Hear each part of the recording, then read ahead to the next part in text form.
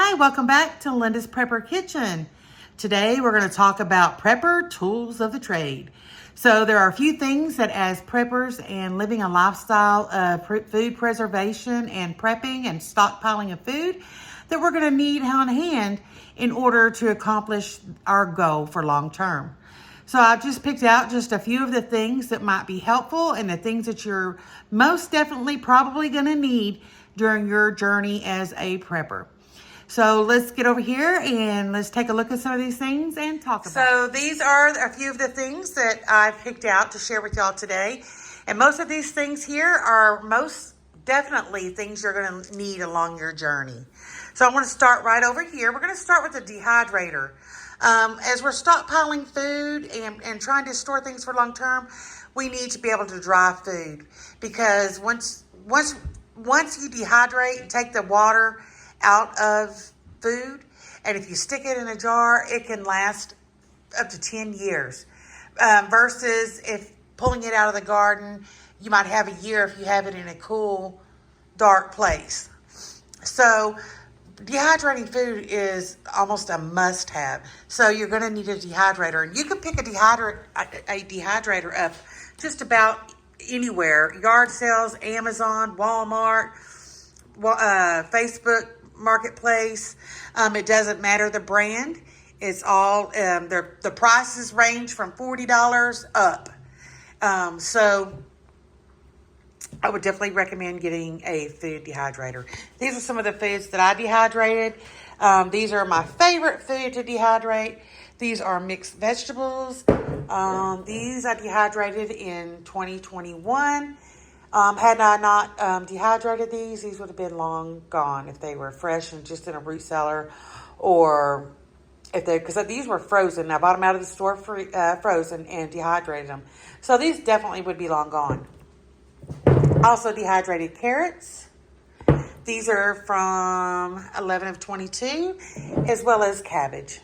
And these are from 2021. So dehydrating food definitely preserves your food. You want to make sure you put it into either Mylar bags. This is another must for prepping and food preservation. These are bug resistant, moth resistant, and long-term storage bags. You will need oxygen absorbers as well to toss into these bags so it can suck out all the oxygen. And seal them up, throw them in a 5-gallon bucket like you're going to see over here. This one happens to have the gamma lid on it.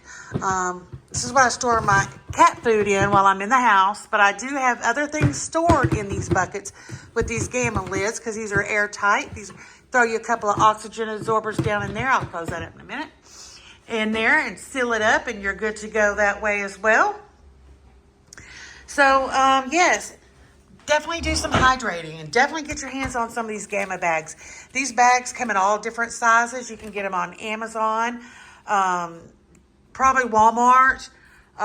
There's websites out there. I don't know of one off the top of my head, but there are websites out there where you can pick these up. And one more thing I want to touch on. Well, let's go ahead and go to this one. You're also going to need a vacuum sealer of some sort. You're going to need it, one, if you're stockpiling your freezer as well, which I highly recommend. As you see, I have a couple of freezers that I stockpile in. Our situations are not always the same when SHTF happens. So you may still have power and lights and all those things. You might just have lost your job. So you do want to keep your freezer stockpiled as well. But if you take your meat and you just go put it in a regular freezer bag, 5-6 months down the line, you're going to start to see ice forming inside the bag, because freezer bags sometimes tend to lose their seal. So I highly recommend using a vacuum sealer, sucking all the air out of it. It seals it up nice and tight. I can't stress enough about these. You can also use these to, you could put these dehydrated vegetables in a vacuum sealed bag and seal it up, and they're ready for long-term storage. You throw it in a bucket, you're good to go. Bing, bang, boom. So you're going to need to get some kind of vacuum sealer. Mine, the one I have, this is the Food Saver. It has the attachment built in. to suck air out of jars like these so that you can vacuum seal them airtight. But you also need these attachments. This is for the wide mouth jar, and this one is for the regular mouth jar. I love these. I love this food saver. I love it. I've had other brands, other kinds. By far, I 100% recommend the Food Saver vacuum sealer. So, yes, you're going to need a vacuum sealer. And the bags, they come in universal bags, or you can get the brand that's made for your specific your vacuum sealer. But my experience that I've had, I could be wrong, but all vacuum sealer bags pretty much work in all vacuum sealers. So it's not brand specific. So shop around, get the lowest price possible bags, and yeah, get you a vacuum sealer.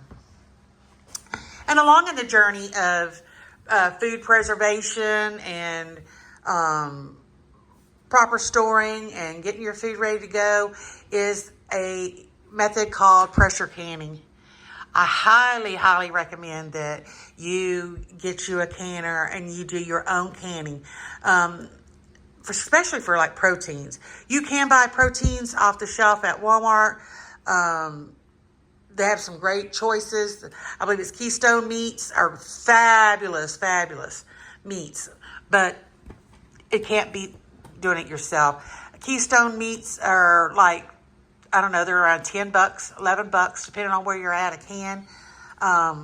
You can steal like a pack of chicken. You can do a whole, probably get 4 or 5 jars of chicken for the price of 1 can of chicken of Keystone.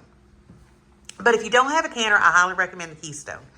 So yeah, it's much cheaper to put your food up yourself. If you're gardening, you bring it in, you want to preserve it, and canning is another way to do that.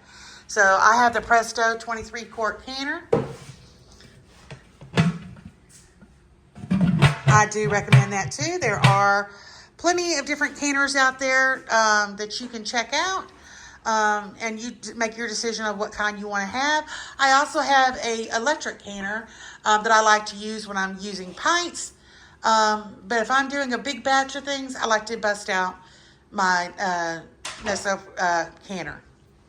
And with canning, you're also going to need jars. You're going to need the funnels and a few other little odds and ends. But you are definitely, these are a couple of the things that I had canned. This is pinto beans, seasoned pinto beans back in June of 2022. And this is 2 turkey legs left over from Thanksgiving. I had an extra turkey I bought and didn't cook it up, so I decided to can it up. And these are just 2 of the legs I stuck in a jar and pressure canned. So anytime I want to have turkey, all I got to do is go pop a jar, and I've got turkey. Stick it in the oven, let the skin crisp up, and whew, y'all, it's delicious. But these are just a few of the things that I picked out to show y'all today. I want to show you one more thing over here. This is a Gamma container. This is what I store my dog food in the house. I put a video up yesterday talking about how I got invaded by moths in my house. And I have gotten rid of them, but it cost me dearly, y'all. Dearly. If you hadn't watched that video, please jump on over and watch it. It's got a lot of information what's going on with me and with them moths. So go check it out. But these Gamma containers are really nice to have. I got this one at Sam's Club. It cost me, I think, $29 and some change about 4 or 5 years back. I highly recommend them. You can put dog food, rice, flour, whatever you want to put in them. These are great. Pop a couple of oxygen absorbers in there. Put the Gamma lid on, and you got some airtight storage. And of course, there's cat food in this one. And that's tighten down the Gamma lid. Bing, bang, boom. You're good to go. So I hope this was helpful for y'all. These are mainly, like I said, these are for beginner preppers, because as you go along, you tend to pick these things up. That's just something that you're led to do. Welcome to the lifestyle of prepping, and it is what it is. It's a lifestyle, y'all. I hope this has been helpful. If so, please reach up and hit that subscribe button and hit that notification bell so that you can be notified every time I upload a video. And please leave a comment down below and let me know what's going on with you. Let me know that you subscribed. Let me know what you're canning, dehydrating, all the things. Any tips and tricks you might have, put them down in the comments, y'all.